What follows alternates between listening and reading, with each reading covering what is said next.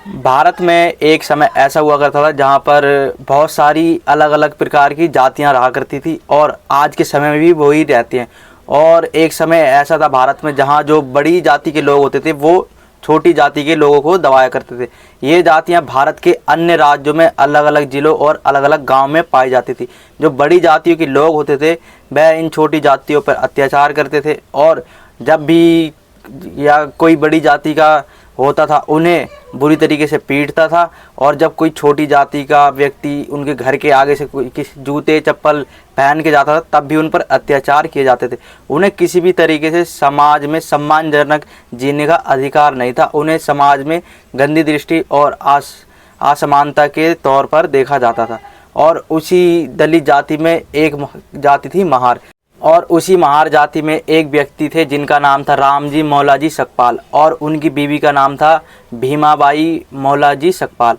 और उनके घर पर एक ऐसा बच्चा पैदा होता है जो आगे चल के संविधान लिख डालता है। जी हाँ, मैं बात कर रहा हूँ भीमराव बाबा साहब अम्बेडकर जी की।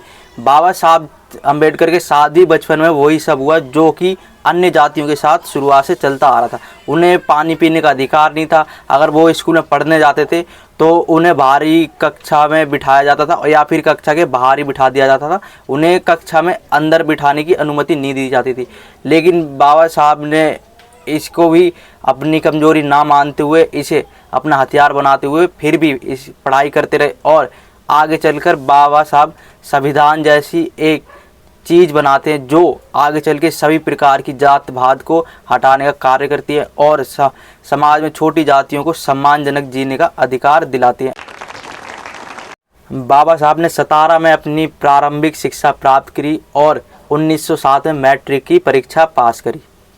1908 में बाबा साहब बॉम्बे में एल्फिंस्टन विश्वविद्यालय में दाखिला लेते हैं और वहाँ से अर्थशास्त्र और राजनीति की और बीए की पढ़ाई पूरी करके बाहर आते हैं। और 1913 में जब उन्हें आगे मतलब वो पढ़ाई करने की सोचते हैं तो उन्हें अमेरिका के न्यूयॉर्क में जो कोलंबिया वहाँ पर जाने को सोचते हैं वो और वहाँ पर अपनी पढ़ाई पूरी करने के लिए जाने की सोचते हैं। लेकिन उनके पास इतना पैसे नहीं थे कि वो वहाँ पर जाकर पढ़ाई कर सके।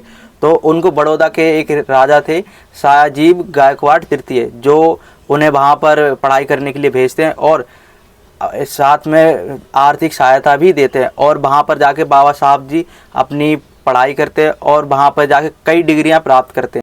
बात तो सही है। इसके बाद बाबा साहब अपनी पढ़ाई पूरी करने के लिए 1916 में लंदन चले गए और वहाँ पर जाकर उन्होंने पढ़ाई शुरू करी और वहाँ पर जाके अर्थशास्त्र में डिग्री प्राप्त करी। उसके बाद देखा जाए तो बाबा साहब ने अपने जीवन में बहुत पढ़ाइयाँ करी और बहुत सारी डिग्रियाँ ली। कुल मिला के बाबा साहब के पास 32 डिग्रियाँ थी और वो 9 भाषाओं के ज्ञानी थे। उन्हें 9 भाषाओं में पूर्णतः ज्ञान प्राप्त था और वहीं देखा जाए तो 64 प्रकार की वो मास्टर डिग्री में भी पास थे।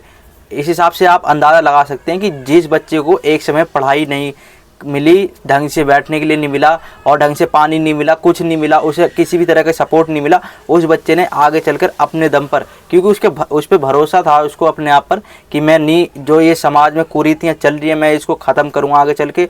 और वो उसने पढ़ाई करी और 32 डिग्रियाँ ली, आगे चल के संविधान लिखा और वहीं जाके बाबा साहब भीमराव अम्बेडकर जी ने अपनी जो उन्होंने डिग्रियां ली थी उनका फ़ायदा उठाते हुए सभी को सम्मानजनक ज़िंदगी दिलाने का वादा किया। और उन्होंने ठान रखा था कि अब नहीं, जो कुरीतियाँ जो भारत में बहुत पहले से चलती आ रही हैं अब ये देश में आगे नहीं चलने दूंगा, क्योंकि अगर ये ऐसी चलती रही तो दलितों को कभी भी उनके अधिकार नहीं मिलेंगे और आगे चलकर वो सम्मानजनक ज़िंदगी नहीं जी पाएंगे। आपने देखा होगा कि आज के समय में भी कई जगह अभी ऐसी हैं जहाँ पर दलितों को, जो छोटी जातियाँ हैं, उन पर अत्याचार किए जाते हैं और उन्हें बड़ी जातियाँ, जो कि बड़ी जातियाँ आप सबको पता है, अभी मैं बोल दूँगा कुछ तो सोचेंगे कि ये क्या बोल रहा है, आप सबको पता है, आप समझ सकते हैं। जो बड़ी जातियाँ हैं उनके यहाँ पर उनके साथ बैठने का अधिकार नहीं है, जो आज के समय में भी चलते हुए आ रहा है। ये बड़ी अच्छी बात कही आप। बाबा साहब जब लंदन पढ़ाई करने के लिए गए तो वो पढ़ाई थी पूरे 8 साल की और उसको बाबा साहब ने 2 साल 3 महीने में ही कंप्लीट कर दिया था। मतलब आप बाबा साहब का दिमाग सोच सकते हो कि किस हद तक बाबा साहब का दिमाग चलता था। और उन्होंने दलितों को हक दिलाने का अधिकार भारत सरकार को उस समय में भी बोला था कि जो ब्रिटिश शासन चल रहा था उस समय में भी सोच रखा था कि जो भारत सरकार होगी उसमें दलितों को पूरा अधिकार मिले। और बाबा साहब जब पढ़ाई करते थे तो कहा जाता है कि बाबा साहब 18 घंटा से ज़्यादा पढ़ाई करते थे। आप सोच सकते हो कि एक व्यक्ति ने जो इतने साल से जो जाति चली आ रही है, जो दलितों पे अत्याचार चले आ रहे, उसको सम्मान दिलाने के लिए कितना माइंड पे अपने प्रेशर डाला हुआ। आज के समय में भी आप भी देख सकते हो कि 18 घंटे तक कोई नहीं पढ़ सकता। और कहा जाता है जब वो पढ़ते थे तो 18 से 21 घंटे भी बीत जाते थे पढ़ने के लिए, यानी कि पूरा दिन वो पढ़ाई में ही निकाल देते। और बात करें अगर बाबा साहब की शादी की, तो बाबा साहब ने 2 शादियाँ करी थी। बाबा साहब का जो पहला विवाह होता है वो होता है 1906 में। लगभग उस समय बाबा साहब की आयु 15 वर्ष की थी। और जिस लड़की से उनका विवाह होता है उस लड़की की आयु खुद 9 वर्ष की थी और उस लड़की की 15 वर्ष की आयु में शादी हो जाती है। उस समय में बाबा साहब खुद 5वीं कक्षा में अंग्रेजी की कक्षा में पढ़ रहे होते हैं। और उस समय में जब बाबा साहब की शादी हो जाती है तो आगे चल के जब बाबा साहब अपनी दूसरी शादी करते हैं वो करते हैं 1948 में, जो कि सविता कबीर से करते हैं और जो कि एक ब्राह्मण परिवार से थी। सविता कबीर से वो शादी इसलिए करते हैं जब भीमाबाई की मृत्यु हो जाती है तो बाबा साहब अकेले पड़ जाते हैं और उनको उस समय में उनकी तबीयत भी थोड़ी ख़राब चली होती है। तो उस समय में बाबा साहब अपनी दूसरी शादी करते हैं ताकि उन्हें अकेलापन महसूस ना हो, उनकी देख रेख कोई कर सके। और जो सविता कबीर थी वो भी बाबा साहब से उतना ही स्नेह करती थी जो भीमाबाई करती थी। इस तरह बाबा साहब अपनी दूसरी शादी करते हैं। और अगर बात करें बच्चों की तो बाबा साहब के 5 बच्चे थे, जिनमें से 4 की मृत्यु बचपन में ही हो जाती है और एक बच्चा ही बचता है जिसका नाम होता है यशवंत। क्या बात कर रहे हैं? बड़ौदा के शासन के अधीन बाबा साहब को रक्षा सचिव के रूप में नौकरी मिलती है और बाबा साहब वहाँ पर आके नौकरी करते हैं बड़ौदा में। जब बाबा साहब अपनी पूरी पढ़ाई कंप्लीट करके भारत में आते हैं और नौकरी की सोचते हैं तो वो बड़ौदा के रक्षा सचिव के रूप में नौकरी करते हैं। और वहीं पर देखा जाए तो वहाँ पर भी बाबा साहब को ये जो चली आ रही थी ये दलितों के साथ अत्याचार वाली प्रथा, वहाँ पर भी यही सेम चीज़ हुआ। और बाबा साहब ने जहाँ जहाँ भी नौकरी करने की कोशिश करी वहाँ पर भी उनके साथ यही करा जाता था। उन्हें नीच जाति का कहकर अपमान किया जाता था और उन्हें पानी पीने का भी अधिकार नहीं दिया जाता था वहाँ पर। और कहते थे कि अगर तुम्हें काम करना तो वहाँ पर उन्हें कहते थे कम वेतन में काम करो या फिर तुम काम ही मत करो। और वहाँ पर भी उन्हें इज्जत और सम्मान नहीं दिया जाता था। और बात करें भारतीय संविधान की तो भारतीय संविधान को प्रेम बिहारी नारायण रायजादा ने अपने हाथ से लिखी, जिसकी वास्तुकला था उसको भीमराव अंबेडकर जी का इसको श्रेय दिया जाता है, क्योंकि भीमराव अंबेडकर जी ने बताया था कि ऐसे ऐसे आपको संविधान लिखते हैं। और बाद में जो प्रेम बिहारी नारायण जी थे इन्होंने जाकर बाद में संविधान को लिखा।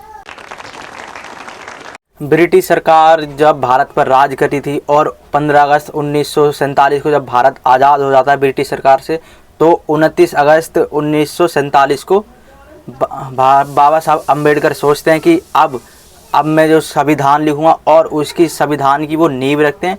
और जब संविधान बनता है उसको समय लगता है 2 साल 11 महीने और 18 दिन संविधान बनने में टाइम लग जाता है। और जिसे 1950 में 26 जनवरी को पारित किया जाता है और देश को संविधान के अनुरूप ढाल दिया जाता है कि अब संविधान से ही देश चलेगा। और उस संविधान में लिखा हुआ था कि सभी को मौलिक अधिकार प्राप्त होंगे, किसी को छुआछूत से या गंदी दृष्टि से नहीं देखा जाएगा, सभी को समाज में जीने का बराबर अधिकार है और सभी एक ही जैसे हैं, जैसे कि बड़ी जाति है वैसे ही छोटी जाति है उनको भी सम्मानजनक देखा जाए और कर्मों के आधार पर ही उन्हें भी वो समाज में उनके साथ उनकी कर्मों के आधार पर उनके साथ वैसा व्यवहार किया जाए। ये बड़ी अच्छी बात कही आप। 14 अप्रैल 1956 को बाबा साहब ने बौद्ध धर्म अपनाया और 1948 में बाबा साहब को मधुमेह हो गया और उसके चलते बाबा साहब कोई बीमारी थी जो वो धीरे धीरे बढ़ती चली गई और जो बाबा साहब दवाइयाँ लेते थे उसका दुष्प्रभाव हो गया और बाबा साहब की तबीयत धीरे धीरे और ज़्यादा ख़राब हो गई और एक टाइम पे उन्होंने बिस्तर पकड़ लिया। और वहीं पर देखा जाए तो बाबा साहब ने जब बाबा साहब का अंतिम दिन था उससे 3 दिन पहले बौद्ध धर्म की जो पांडुलिपियाँ थी और जो धम्म था उसके बारे में लिखकर 3 दिन बाद ही बाबा साहब का स्वर्गवास हो गया। और इस तरीके से देखा जाए तो एक जो महान व्यक्ति जिसने संविधान जैसी चीज़ को लिखा और भारत को एक बहुत बड़ी भेंट दिया, उस व्यक्ति का इस तरीके से अंतिम दिन हो जाता है। और 6 दिसंबर 1956 को बाबा साहब का अंतिम दिन था और उस दिन बाबा साहब का निधन हो जाता। और बाबा साहब जिन्हें समाज में कभी सम्मान नहीं मिला, पानी पीने का अधिकार नहीं मिला, किसी गली से नहीं जा सकते थे, कोई बड़ी जाति का हुआ तो उसके सामने से नहीं गुजर सकते थे, और जिनको बार बार अत्याचार का सामना करना पड़ा और जिनके ऊपर बार बार अत्याचार किए जाते थे, उन्होंने अपने जीवन में कभी हार नहीं मानी और बाहर विदेश में भी जाकर पढ़ाई करी और महार जाति का नाम रोशन करा। दलितों को सम्मानजनक ज़िंदगी जीने का अधिकार दिलाया और लंदन जैसी जगह पर भी जाकर उन्होंने पढ़ाई करी और बाबा साहब जी ने 32 डिग्रियां हासिल करी और 9 भाषाओं का ज्ञान प्राप्त करा और देश को एक संविधान जैसी चीज़ का नाम याद दिलाया कि हाँ, हमें एक संविधान बनाएंगे जिसमें सभी को मौलिक अधिकार दिए जाएंगे और सभी को समान दृष्टि से देखा जाएगा, किसी के साथ शोषण नहीं होना चाहिए। जो पहले के ज़माने में जो पहले से जो बड़ी जाति के लोग करते आ रहे थे वो आगे चलकर अब ऐसा नहीं करेंगे। लेकिन आज के समय में भी दुख की बात यह है कि बाबा साहब के उसी संविधान का अपमान किया जाता है और कई ऐसी जगह देखी जाती जहाँ पर अभी भी छोटी जातियों को उस तरह का अधिकार नहीं मिलता है। बड़ी जातियाँ उन पर अत्याचार करने की कोशिश करती हैं और उनको समाज में सम्मानजनक ज़िंदगी जीने का अधिकार देने की इच्छा नहीं रखती। अरे देवा, ये गड़बड़ है बाबा। और अगर बात करें बाबा साहब के दुख और तकलीफ़ों की, तो जिस व्यक्ति को कभी भी समाज में सम्मान नहीं मिला और जब वो इतना पढ़ा लिखा होने के बाद भी नौकरी करने जाता था तो उसे वहाँ भी समाज में जो ये कुरीतियाँ चल रही थी उसके नज़रिए से देखा जाता था और उसे वहाँ भी सम्मान नहीं दिया जाता था। उसे पानी पीने का भी अधिकार नहीं दिया जाता था। कहा जाता था कि आप अपने साथ ही पानी लेकर आया करें क्योंकि इसे बड़ी जातियों के लोग पानी पीते जो वहाँ पर पानी होता था। उस व्यक्ति ने अपने जीवन में इतना दर्द सा दुख तकलीफ़ें झेली और सबसे बड़े दुख तो इस बात का था कि जिस व्यक्ति के 4 बच्चे जो बचपन में मर जाते हैं, आप खुद सोचोगे जिस व्यक्ति के बच्चे बचपन में मर गए उस पर क्या बीती होगी। और तब भी उस व्यक्ति ने हार नहीं मानी और आगे चलकर अपने देश में एक समान सभी को करने का निर्णय लिया और संविधान जैसी चीज़ को बना डाला।